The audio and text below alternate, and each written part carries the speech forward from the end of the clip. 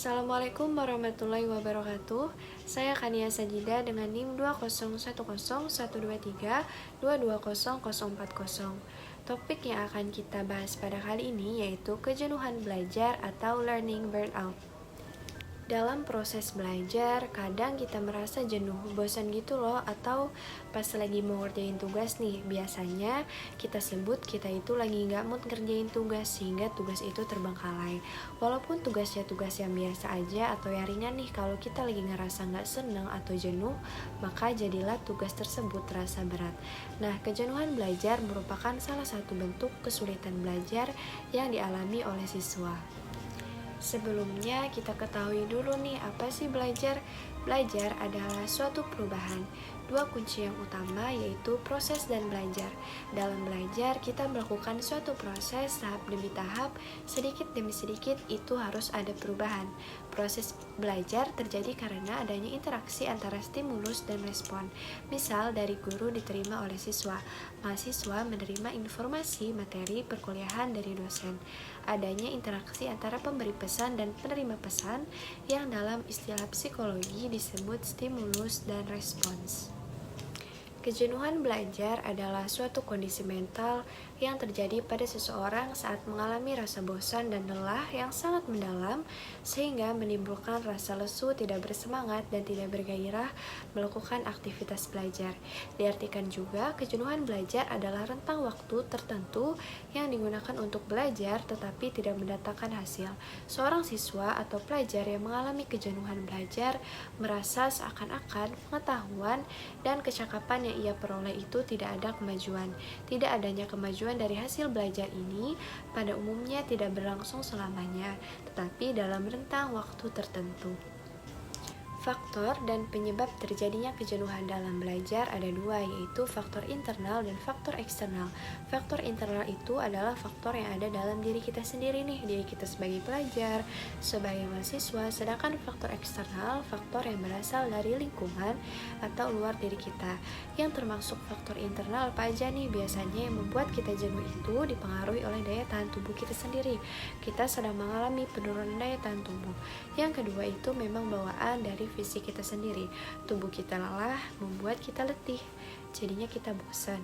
Selanjutnya, motivasi dan minat yang rendah pastinya juga membuat kita jenuh dalam proses belajar. Selanjutnya ada kapasitas. Kapasitas antara satu individu dengan individu lain itu berbeda dan tidak bisa dipaksakan. Sebagai contoh, ada dua pelajar menerima tugas dari guru. Yang satu, kapasitasnya itu dia bisa menerima tugas dari gurunya tersebut dengan baik dan tidak merasa berat. Pelajar satunya memiliki kapasitas di bawah itu, jadi dia merasa berat dengan adanya tugas tersebut. Apakah kedua pelajar itu bisa menyelesaikan tugas tersebut? Tentu bisa, akan tetapi gerakan keduanya itu berbeda dan cara menyelesaikan tugasnya pun pasti berbeda. Selanjutnya yaitu faktor eksternal. Yang pertama yaitu lingkungan keluarga, bagaimana tempat belajarnya, bagaimana hubungan antara anggota keluarga satu sama lain, saling mendukungkah atau tidak. Yang kedua lingkungan sekolah, yang ketiga lingkungan masyarakat. Faktor eksternal yang kedua itu yaitu strategi belajar.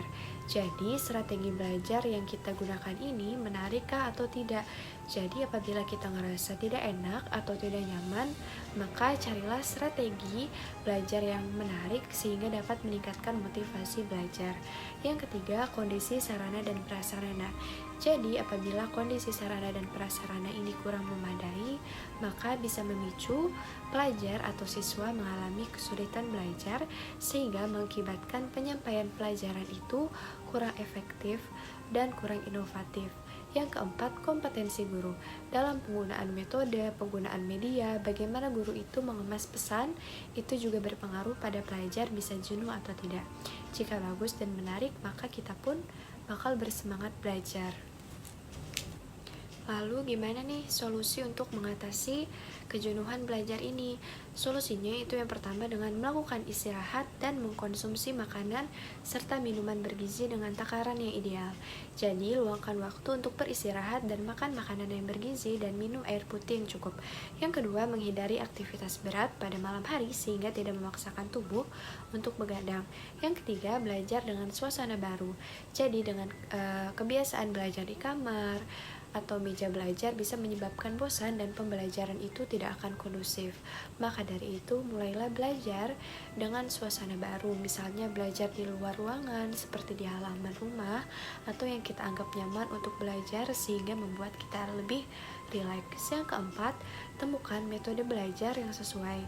Jadi kita harus menemukan metode belajar yang sesuai atau yang kita sukai nih, seperti membaca buku, melihat rekaman video, atau mendengarkan rekaman suara. Yang kelima, sering berkomunikasi dengan teman sekelas.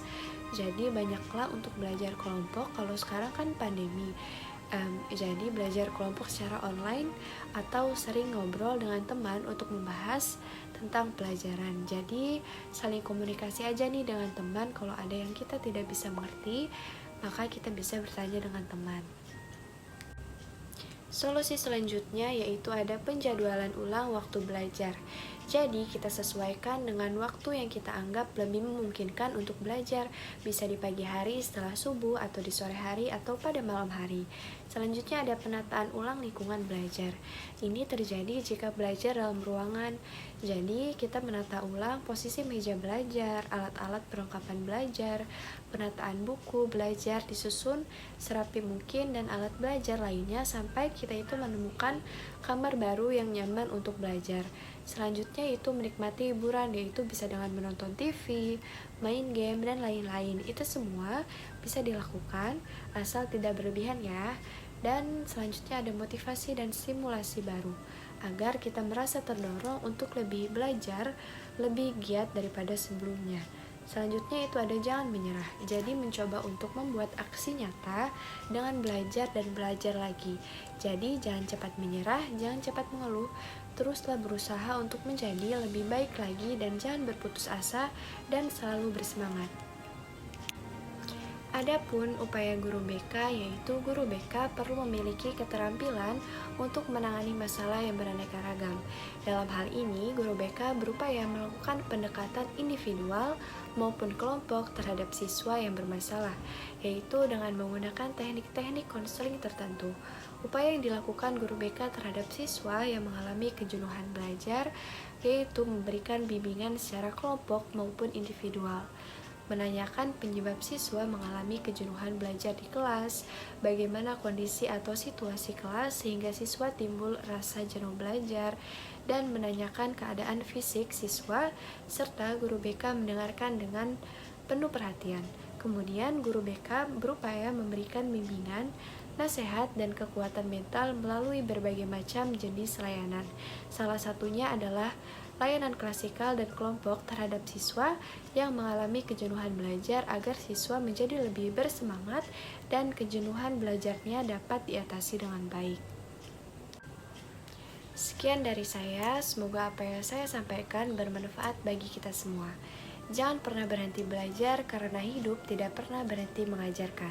Barang siapa menempuh jalan untuk mencari ilmu, maka Allah akan mudahkan jalan ke surga baginya. Hadis riwayat Muslim. Assalamualaikum warahmatullahi wabarakatuh.